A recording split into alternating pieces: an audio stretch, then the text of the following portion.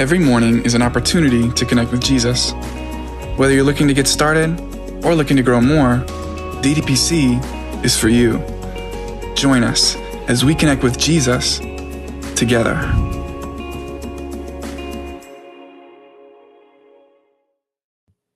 Welcome. Good morning, everyone. Thank you for being a part of Daily Devotions with Pastor Chris today. You have tuned in to episode number 1061. 1061. Can you believe we've had 61 episodes since our 1000th anniversary celebration earlier this year? That was so much fun getting together with everybody. But we're a long ways from the 2000 celebration, and that's okay. But we'll just keep on going. I was thinking about that. I was like, it took us almost 4 years to do the 1000th. So if it takes, and because we've slowed the roll down, and I'm being more intentional about balance, because when it started, the first first 18 months was 7 days a week. And then it was 6 days a week, and then 5 days a week, and then 4 days a week. And so we've been on 4 days a week for quite a long time, but that almost cut the frequency in half. And now I'm not always taking you on vacation with me and things like that. So like yesterday, I had to dip out. I had to go to Boston yesterday morning. And so anyway, but I was thinking about, man, how long will it take to get to 2,000 episodes? And it could be, for another 4 years, maybe 5 years. And wow, I'm pretty sure Jesus is going to come back before we hit 2,000 episodes. But either way, it's a win. All right. Okay, guys. Well, listen, good morning and welcome to DDPC. I'm so glad to see you on today, and praying for all of you and just believing that God's got great things in store for you this morning. Really, so I want to jump in today and share with you on this 1061st episode, and the title of today's devotional is Overwhelmed. I got to tell you, I think about, I had a chance to meet with some community leaders earlier this week, as it relates to all of the tragedy that's taken place in our area: Oxford, Seymour, Southbury, Naugatuck, Shelton, Monroe, Newtown. I mean, they just were devastated by, especially Oxford, just absolutely just devastated by the tragedies. And I think about, and so I was talking to them, and we were talking about how it just seems like our community lives in these two separate realities. And there's the community that's been hit by these floods, and I mean, their lives are upside down right now, and they are just trying to figure out where to sleep, how to rectify their property, where are they going to eat. I mean, it's survival mode. And the other group of the other reality is just life is normal, and it's really that juxtaposed, because the flood hit really hard in certain areas, and other areas you could be on the same block and your house be completely washed away and your neighbor was untouched.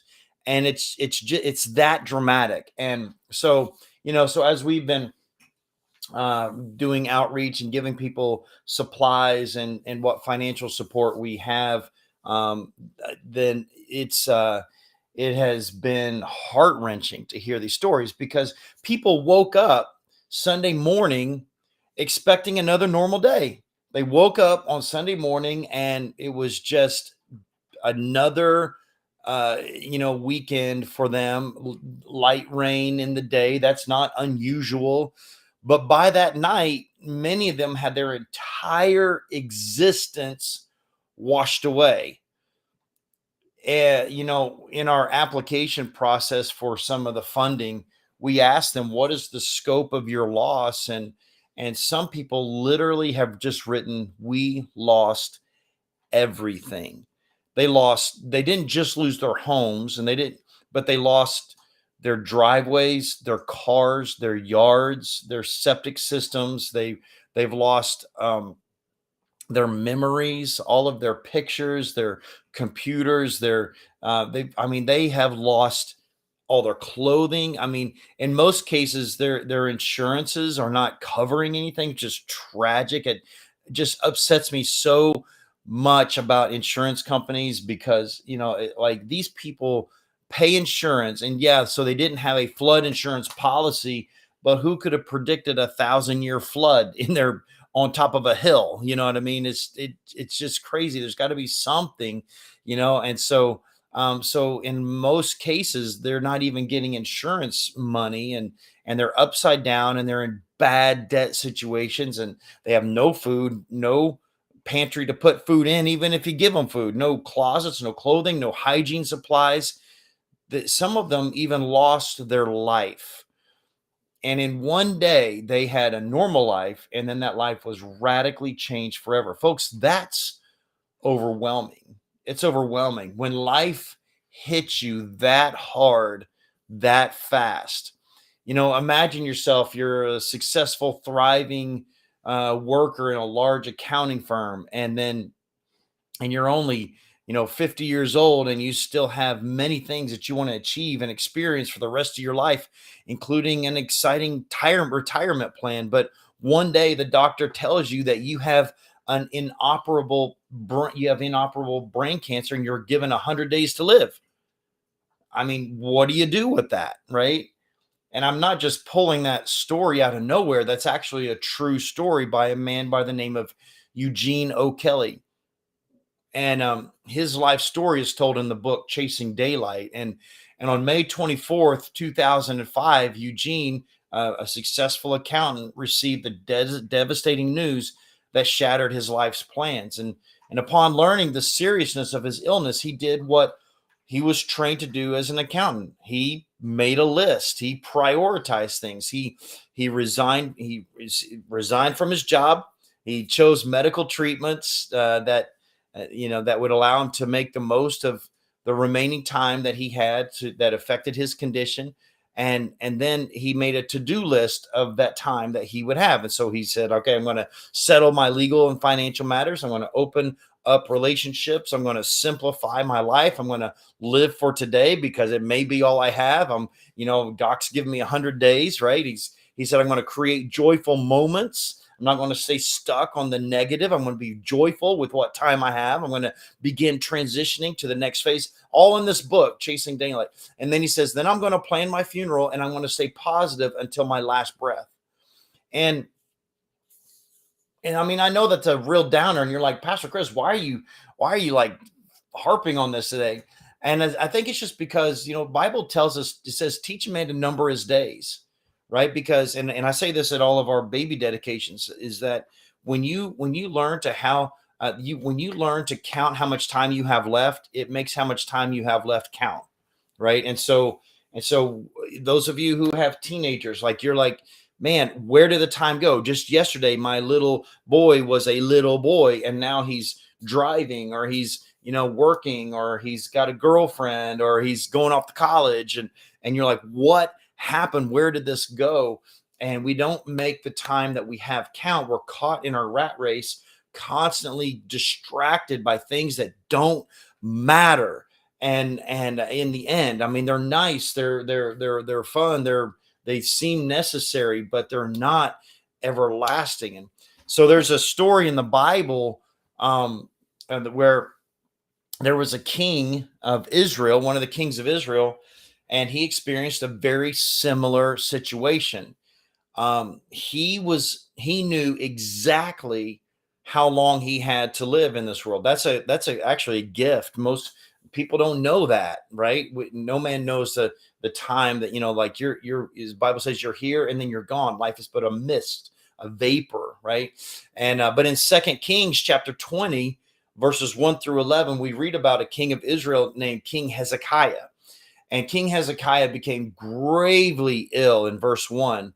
And he prayed and he asked God for mercy and for more time. And God extended his life in verse 6 by 15 years. He said, okay, you got 15 more years.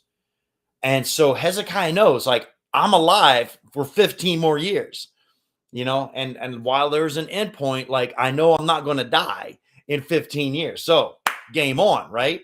So Hezekiah, if you read the story, initially he didn't take it full advantage of his remaining time. And we read in the Chronicles of the Kings in 2 Chronicles 32, 24 through 33, we read that he was overtaken by pride. He kind of got puffed up and he's like, I'm Superman. I'm not going to die for 15 years. I was raised from the grave, and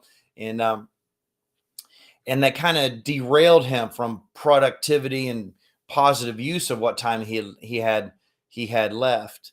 But eventually, Hezekiah turned his attention around and got turned away from his pride, as the story goes, and then he began doing good for Israel, and he started making use of his time and the last years that he had of his life. And he started in verse 27 and 28, he started building storehouses. And then in verse 29, he says that he established new cities and constructing water reservoirs for the land of Israel. And so he was like, look, I got 15 years. Let me leave a mark here for the betterment of the people. And guys, isn't that really, at the end of the day, the reason I think that so many people are caught off guard in life is because they're focused. They don't want to admit it. They don't want to talk about it. They don't even maybe believe it themselves. But if they're really honest, their focus is on themselves.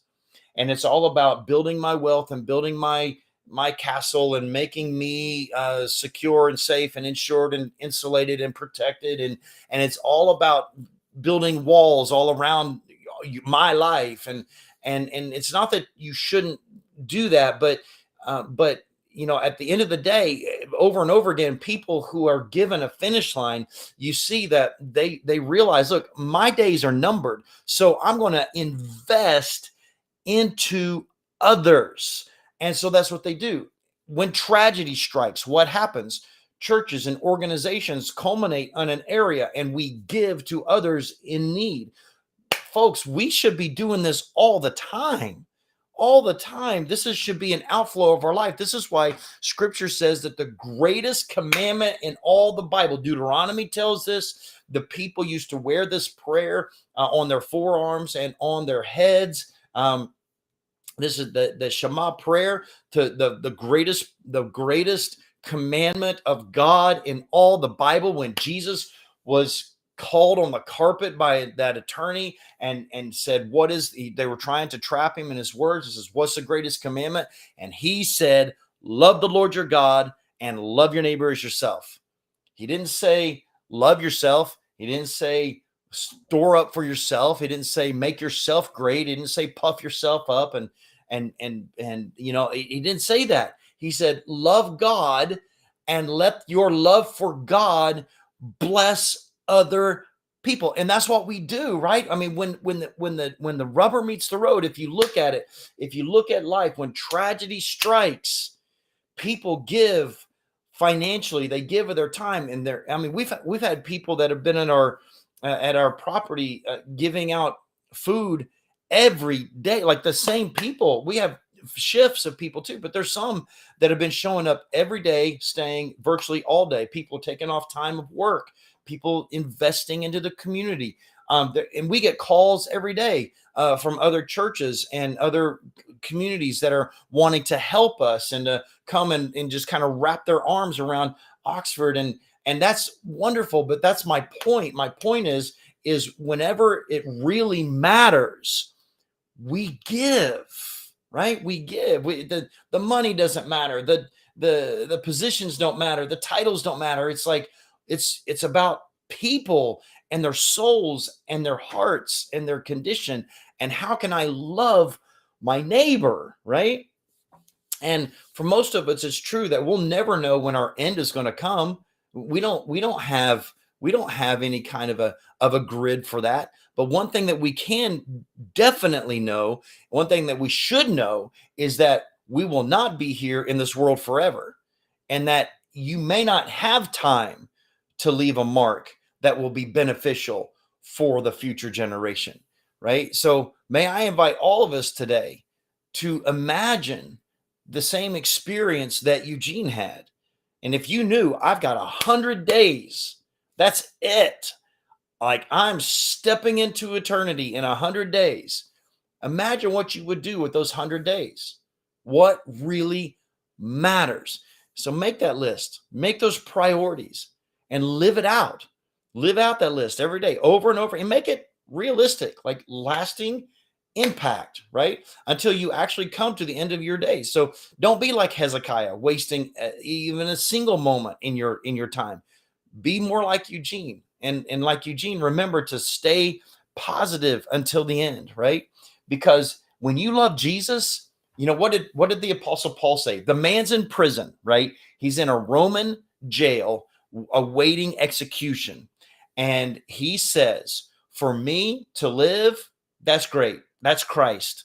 For me to live is to be with Christ, and to be able to share Jesus with people, and to keep doing what I'm doing, and to keep pastoring these churches. That's for me to live. But for me to die, that's even gain. That's greater. You know, Paul recognized that there was something better for him on the other side. And so, man, this world, this life that we live in, that we hold so dear, man, it is so temporary and fragile. And it takes one storm, right? One storm. I get it. You know, I mean, 2016, I grew up in Oklahoma. My whole life, I never had a tornado. Oklahoma, right? That's where all the tornadoes hang out, right? And I wasn't in one tornado my whole life in Oklahoma. I moved to Connecticut, and I moved to Southbury, Connecticut, and I have a tornado in 2016 rip right through my front yard. Took out 5 trees. 2 of them were 60-foot trees. And I mean, you know, loss of power and all that. I mean, I remember that. And it was like, okay, like it can't be life as usual. I've got to deal with this, right? And that becomes the focus. And I remember the relief efforts, and we had the Southern Baptist Convention Disaster Relief New England chapter came out, and they brought their equipment, and they brought their chainsaws, and they helped me chop up that tree. I had to get it hauled off, but they did so much work, and, you know, and saved me literally tens of thousands of dollars. And you know, and so my whole point is, man, like, recognize that our neighbors, the people that are around us, are in need. And it may not be a catastrophic storm that's wiped their house away. It may not be a financial need. They may be in torment in their own hearts, their minds, their relationships. They may have so many questions. They may be in doubt in their own faith walk and about to abandon God. And you're the voice, you're Jesus with skin on, that God has sent and appointed to intersect in their life. Don't be so busy being busy that you miss the opportunity to just stop and say, hey, I noticed this about you. You know, hey, can I pray for you? Hey, is there something I can do for you? You know? And so I don't know, man. I just pray that we would learn from this and grow through it, so that God will be glorified, and that his church would continue on, and that people would come to a saving knowledge of him. So, man, that's what I've got for you today. I hope that it challenges you and blesses you, and in that you can grow through that. So, really quick, good to see Paula Lavio Lavish on. Lily, thank you for being on. Pastor Grant was asking about you last night. We had a little dinner together. Scott Blakeman, thank you for being on. Scotty, nice to see. Tony Fecciadore, good. God bless you. Mark G and his host of Camaros, good to have you on. Cassidy Clark, what's up, my man? Cassidy, I know that you guys are dealing with some flooding And that's got to be a challenge. And so we're going to do what we can to help you, my friend. Jackie Fernandez in the house. Thank you so much, Jackie. Elizabeth Orlando. God bless you, Elizabeth. Athena Detlef's also with us. Diane Riley on today. God bless you. Brian Budd. Good to see you, my man. Rodriguez Family One. Good to have you guys also with us, hailing from the great state of Florida. Mesa Movement. What is up? JC and Wendy. And man, I've not heard any announcement, but that baby's got to be coming soon. Ben Smith, God bless you, Ben. Good to have you on this morning. I won't be long. You'll be doing the Ben wagon again, taking the kids to school. That's like happening fast. Jack Leonard's the transmission man. He doesn't just do transmission. I keep saying that, but anyway, Jack, good to have you on today. God bless you, my friend. Good to see Robin Champ in the house. God bless you, Robin. Lily, I don't know how you wave back either. I just, when you come up, it says wave and I hit wave. So that's it. I mean, this is all I do on Instagram. So I have no time for social media. So I don't know how to wave back, but thank you for trying to wave back.